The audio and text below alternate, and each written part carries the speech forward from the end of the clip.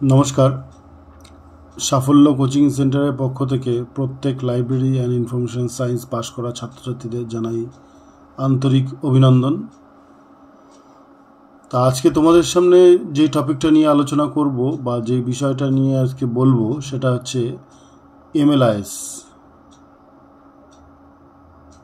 Master of library and information science এর একটা paper আছে, ডিসার্টেশন পেপার। সেই ডিসার্টেশন পেপারের উপর আজকে কিছু কথা বলবো। যে ইউনিভার্সিটি থেকেই MLIS করছো প্রত্যেকেরই একটা পেপার আছে, সেটা হচ্ছে ডিসার্টেশন পেপার, ঠিক আছে।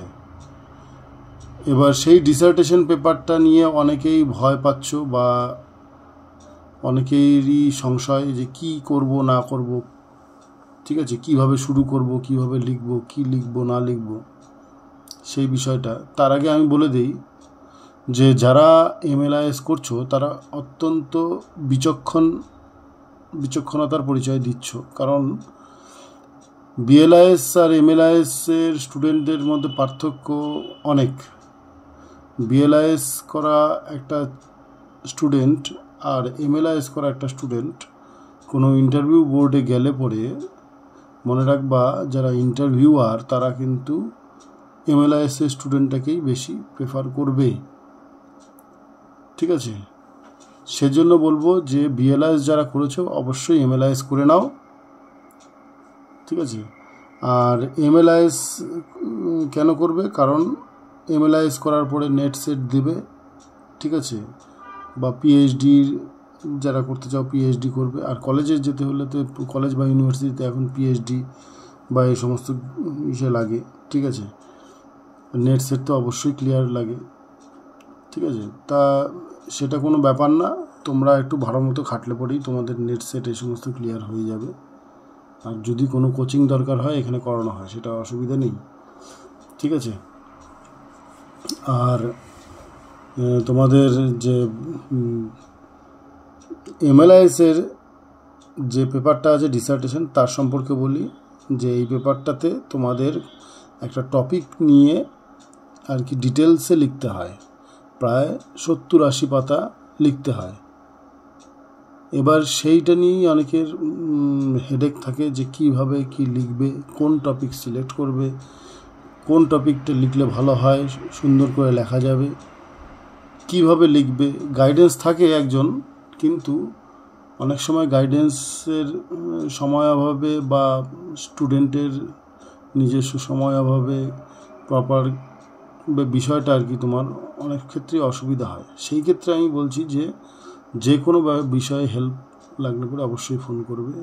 কোনো জায়গায় আটকে গেছো বা কোনো কিছু জানতে ইচ্ছা, বা কীভাবে শুরু করবে বা কীভাবে শেষ করবে, কি লিখবে না লিখবে, ঠিক আছে। কারণ 60-70 পাতা লেখা ব্যাপারটা কিন্তু খেলাখেলি না। এটাতে তোমাদের যে ডিটেলসে লিখতে হয়, একটা বইয়ের মতো লিখতে হয়।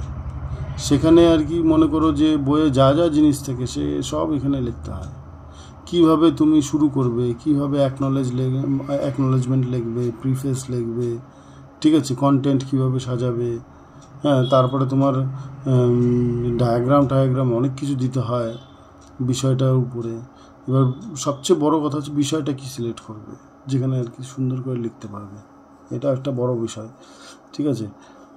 আবার এখানে আছে তোমার ফিল্ড ওয়ার্ক আছে, ফিল্ড ওয়ার্ক করতে হয়, ঠিক আছে। এমন একটা টপিক নিলে যেখানে আর কি ফিল্ড ওয়ার্ক করতে হবে। ফিল্ড ওয়ার্ক করতে গেলে পরে লাগবে কোশ্চেনিয়ার, মানে তোমাদের কোশ্চেন করতে হবে, মানে কোশ্চেন রেডি করতে হবে, কি প্রশ্ন করবে না করবে, কোথায় কি করবে, এই সমস্ত বিষয়গুলো আছে, ঠিক আছে। এটা কিন্তু মানে সময়টা অনেক দেয়, কিন্তু তাই বলে তোমার মানে সুন্দর করে গুছিয়ে লেখা, তারপরে আবার তাই না, লিটারেচার সার্চ করতে হয়, অবজারভেশন করতে হয়, কি স্কোপ, এই সমস্ত অনেক কিছু লিখতে হয়, ঠিক আছে। অবজেক্টিভ লিখতে হয়, স্কোপ লিখতে হয়, ঠিক আছে। বিভিন্ন বিষয় এখানে তুলে আনতে হয়, সেগুলো সুন্দর গুছিয়ে লেখা। শুধু তাই না, আবার ইন্ডেক্সও করতে হয় শেষের দিকে, ঠিক আছে। অ্যাব্রিভিয়েশন এই সমস্ত তো আছেই। আবার তুমি বিষয়বস্তুটা আর কি তোমার লেখা এবং তাতে আবার ডায়াগ্রাম দেওয়া, ঠিক আছে, চার্ট দেওয়া, অনেক বিষয় আছে যে না হলে পরে তোমার 60-70 পাতা আসবে না, ঠিক আছে, 70-80 পাতা আসবে না। তা যাই হোক, এই সমস্ত বিষয়গুলো কোনো ক্ষেত্রে তোমাদের যদি বুঝতে অসুবিধা হয়, স্ক্রিনে দেওয়া যে ফোন নাম্বার আছে সেখানে ফোন করবা বা হোয়াটসঅ্যাপ করবা, যাই না করো না কেন, কোনো অসুবিধা নেই, যে কোনো ব্যাপারে তোমরা হেল্প পাবে, এইটুকু আমি বলে দিচ্ছি। MLIS-এর ডিসার্টেশন সে যেই ইউনিভার্সিটি থেকে তুমি করো না কেন, নেতাজি থেকে করো বা তোমরা কল্যাণী হোক, যাদবপুর হোক, কলকাতা হোক, রেগুলারে করো, বা তোমার আমাদের পঞ্চানন বর্মা হোক, গৌড় হোক, বা নর্থ বেঙ্গল হোক, যে কোনো ইউনিভার্সিটি থেকে তোমরা যে কোনো ইউনিভার্সিটি থেকে করো না কেন, যে কোনো ব্যাপারে ডিসার্টেশনের ব্যাপারে যে কোনো ব্যাপারে হেল্প তোমরা পাবা, কোনো অসুবিধা নেই।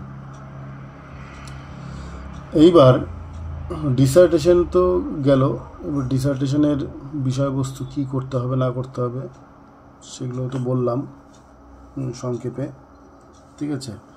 এবার এছাড়া বলে রাখি যে তোমাদের যেহেতু সামনে SSC-র অ্যাড বেরোবে, মাদ্রাসার অ্যাড বেরোবে, যেখানে প্রচুর লাইব্রেরিয়ান নেওয়া হবে, তাদেরও কিন্তু কোচিং এখানে দেওয়া হচ্ছে।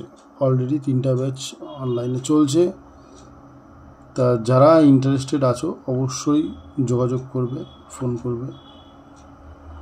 মনে রাখবা, সুযোগ কিন্তু সবসময় আসে না, সময় থাকতে কাজে লাগানো, সময়কে কাজে লাগানো, ঠিক আছে, সেটা হচ্ছে বড় বিষয়। সবাই পারে না সময়কে কাজে লাগাতে, সময় থাকতে সময়কে কাজে লাগাতে হবে, ঠিক আছে। অ্যাড কিন্তু বেরোবেই, যেহেতু গ্যাজেট বেরিয়ে গেছে, অ্যাড কিন্তু বেরোবেই, SSC-র লাইব্রেরিয়ান বলো, এসে বলো। তারপরে তোমার শুধু তাই না, নেট সেট থেকে শুরু করে নেট সেট, ঠিক আছে, আরও অন্যান্য যে সমস্ত আছে পরীক্ষা, ঠিক আছে, লাইব্রেরিয়ানের, কেন্দ্রীয় বিদ্যালয় বলো, নবোদয় বিদ্যালয় বলো, হ্যাঁ, সব ব্যাপারে এখানে কোচিং দেওয়া হয়, কোনো অসুবিধা নেই।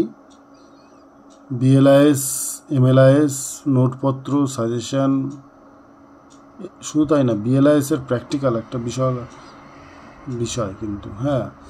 আর মনে রাখবা, যে কোনো চাকরি পরীক্ষার ক্ষেত্রে ইন্টারভিউয়ে কিন্তু প্র্যাকটিক্যালটা ইম্পর্ট্যান্ট।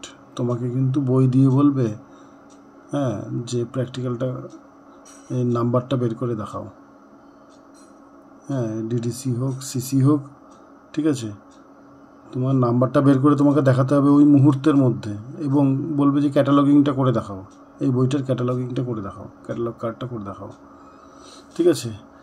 এই সমস্ত বিষয়গুলো থাকে তখন আর কি তোমার প্র্যাকটিক্যালটা ইম্পর্টেন্ট, সেটা BLIS-এ শেখানো হয়, MLIS-এ কিন্তু প্র্যাকটিক্যালের বিষয়টা নেই, হ্যাঁ। তাই যাই হোক, তা যে কোনো ব্যাপারে BLIS, MLIS, SSC, মাদ্রাসা, নেট সেট, কেন্দ্রীয় বিদ্যালয়, নবোদয় বিদ্যালয়, তারপরে হেলথে, বিভিন্ন জায়গায় যে লাইব্রেরিয়ান বা যাই হোক না কেন, যে কোনো বিষয়ে কিন্তু তোমরা এখানে হেল্প পাবে। তো এই হচ্ছে ব্যাপার। তা আশা করি MLIS-এর ডিসার্টেশনের ব্যাপারগুলো যারা আর কি ভয় পাচ্ছ তারা অবশ্যই যোগাযোগ করো। চিন্তা করছো যে কি হবে না হবে, কি করব না করব, কিভাবে শুরু করব, কিভাবে লিখব, কি টপিক নিব এবং কিভাবে সাজাতে হবে, সমস্ত কিছু ব্যাপারে হেল্প তোমরা পেয়ে যাবে, কোনো অসুবিধা নেই। মন দিয়ে পড়াশোনা করো। আর যারা MLIS করছো বা কমপ্লিট করছো প্রত্যেককেই অভিনন্দন, কারণ তারা সঠিক ডিসিশনটা নিয়েছো। শুধু তাই না, MLIS-এর পরেও কিছু কোর্স থাকে যেটা লাইব্রেরিয়ানের উপরে হয়, সেই কোর্সগুলো অবশ্যই করবা, তাহলে পরে তোমার ভ্যালুটা বাড়বে, ঠিক আছে। সেটা তোমার কম্পিউটারের উপরে কোর্স বিভিন্ন থাকে, সেই কোর্সগুলো করতে হয়। বসে থাকবে না, পড়াশোনা করো, সামনে অনেক সুযোগ আছে, সেই সুযোগটাকে কাজে লাগাবে। আশা করি আমার কথাগুলো বুঝতে পারছো। আজকে এইটুকু অবধি থাক, পরে আবার অন্য টপিক নিয়ে, অন্য বিষয় নিয়ে আলোচনা করব। ধন্যবাদ।